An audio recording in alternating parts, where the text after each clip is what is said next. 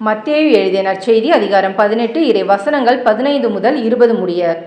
உங்கள் சகோதரர் சகோதரிகளுள் ஒருவர் உங்களுக்கு எதிராக பாவம் செய்தால் நீங்களும் அவரும் தனித்திருக்கும் போது அவரது குற்றத்தை எடுத்து காட்டுங்கள். அவர் உங்களுக்கு செவிசாய்த்தால் நல்லது, உங்கள் உறவு தொடரும்.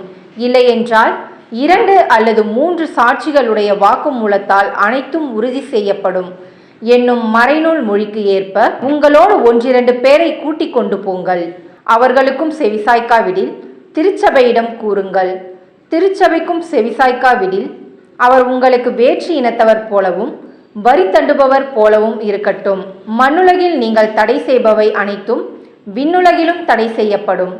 மண்ணுலகில் நீங்கள் அனுமதிப்பவை அனைத்தும் விண்ணுலகிலும் அனுமதிக்கப்படும் என நான் உறுதியாக உங்களுக்கு சொல்கிறேன்.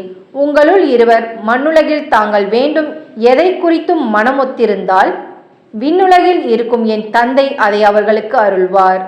ஏனெனில் 2 அல்லது 3 பேர் என் பெயரின் பொருட்டு எங்கே ஒன்றாக கூடியிருக்கின்றார்களோ அங்கே அவர்களிடையே நான் இருக்கிறேன் என உறுதியாக உங்களுக்கு சொல்கிறேன். இது கிறிஸ்துவின் நற்செய்தி. கிறிஸ்துவே உமக்கு புகழ்.